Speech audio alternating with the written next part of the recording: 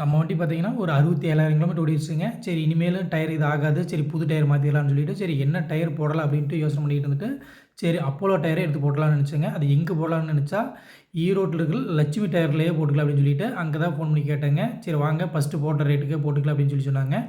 Already ஏற்கனவே நாங்க ஒரு 2 வண்டிக்கு போட்டிருந்தோங்க. அப்போ பார்த்தீங்கன்னா, மத்த டயர் கடையோட ஈரோடு லட்சுமி டயர்ல கொஞ்சம் டிஸ்கவுண்ட் பண்ணி குடுத்தாங்க. சரி அங்கேயே போட்டுக்கலாம்னு சொல்லிட்டு, வண்டிய அங்கேயே எடுத்துட்டு போயிருந்தேங்க இன்னைக்கு.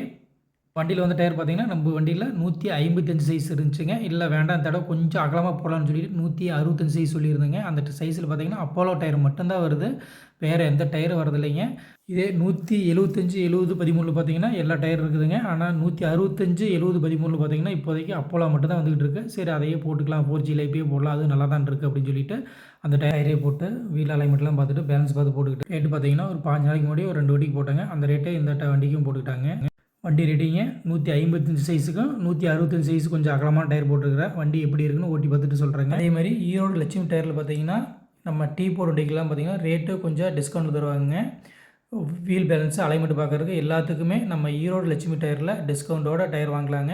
வேறு யார் வேணாலும் லட்சுமி டயரை அணுகலாங்க.